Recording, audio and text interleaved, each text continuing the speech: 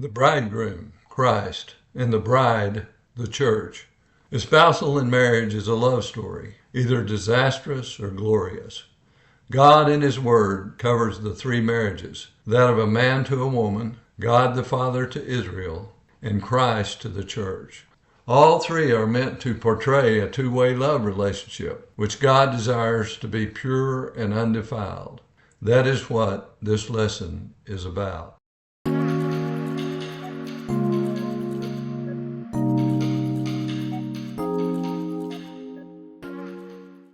Remember that you can go to the more complete written lesson linked to below this video for citations to all quotes and authorities, especially scriptural authority, the ultimate authority upon which these lessons depend.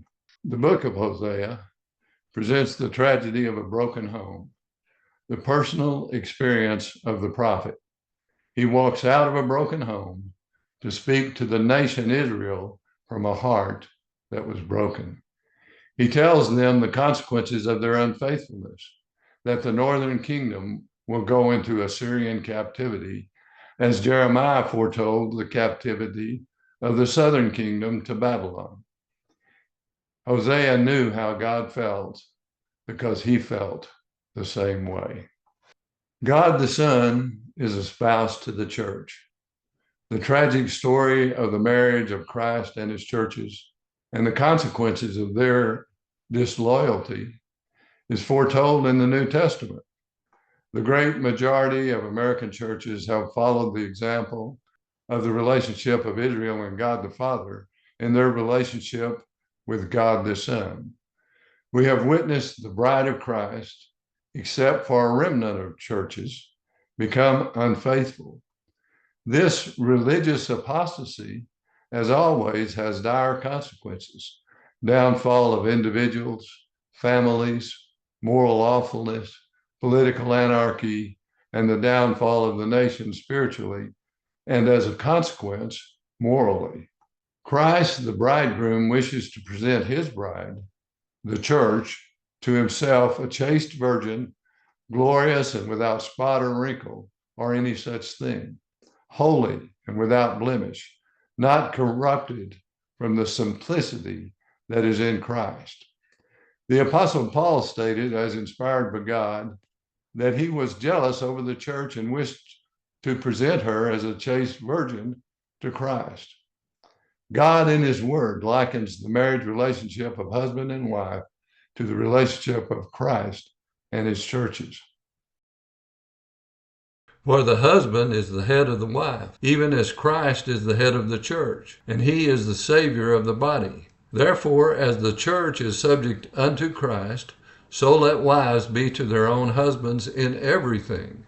Husbands, love your wives, even as Christ also loved the church, and gave himself for it, that he might sanctify and cleanse it with the washing of water by the word, that he might present it to himself a glorious church, not having spot or wrinkle or any such thing, but that it should be holy and without blemish. For no man ever hated his own flesh, but nourisheth and cherisheth it, even as the Lord the church. For we are members of his body, of his flesh, and of his bones. For this cause shall a man leave his father and mother, and shall be joined unto his wife, and they two shall be one flesh. This is a great mystery, but I speak concerning Christ and the church. Nevertheless, let every one of you in particular so love his wife even as himself, and the wife see that she reverence her husband. Ephesians 5, verses 23, 25 through 27, and 29 through 33. At the marriage of the Lamb, Christ will marry his bride, and all members of the family of God will become part of a universal church or assembly. Various marriages in the Old Testament are types of Christ, the bridegroom, and the church, the bride. For example, Eve is a type of the church as bride and wife of Christ. Rebecca was a type of the church, the called out virgin bride of Christ. Isaac was a type of the bridegroom, who loves through the testimony of the unnamed servant. He was a type of the bridegroom who goes out to meet and receive his bride. Typically, the book of Ruth may be taken as a foreview of the church. Ruth, as the Gentile bride of Christ, the Bethlehemite who is able to redeem. Song of Solomon pictures, for one thing, the love between Christ and his church. Song of Solomon is the expression of pure marital love as ordained of God in creation, and the vindication of that love as against both asceticism and lust, the two profanations of the holiness of marriage. Two larger interpretations are of, number one, God the Father and Israel, and two, Christ the Son and his heavenly bride, the church. The coming of the bridegroom is cause for great rejoicing by the believer, the friend of the bridegroom. The marriage of the Lamb to his bride will be a glorious event which will occur in heaven, unlike the restoration of Israel, which will take place on earth. The husband is to be the only head of the wife, and Christ is to be the only head of his churches. After Jesus was born, there came wise men from East Jerusalem, saying, "Where is he that is born King of the Jews? For we have seen his star in the east and are come to worship him." The King is one of the divine titles and so used in the worship of the church. But Christ is never called King of the church. He is King of the Jews and Lord and head of the church. The bridegroom, Christ, is without fault. Not so most local churches who have joined with another lover. They have not been loyal to our Lord, and they're not worthy of his trust. They have contracted with the state and federal governments through incorporation and 501c3 and 508c1a tax exempt status.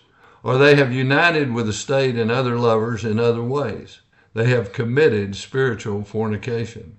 They have chosen to model themselves after man's temporal, business, concerns, and procedures. They have become businesses, seeking to lure people into their folds, using sales techniques and applying business techniques in their organization and conduct. The Lord says, "Except ye repent, I will remove your candlestick." Sadly, he has already done so, I believe, as to most churches in America. Galatians 5:1 says, "Stand fast, therefore, in the liberty wherewith Christ hath made us free, and be not entangled again with the yoke of bondage." I thank the Lord for the freedom he has given me. I pray that he will, by his grace, keep me from entangling myself with any church, ministry, or other entity and forsaking the ministry he has laid on my heart. I fear that some knowledgeable pastors, evangelists, and other believers, due to certain positions and certain relationships, forsake the calling to get out God's word concerning the relationship of churches with any entity other than the Lord Jesus Christ. The Lord will greatly bless those individuals, families, nations, and churches who choose to follow the commandments and principles given us by God. Those who do so will be part of a small remnant. This is the day that the Lord hath made. Let us rejoice and be glad.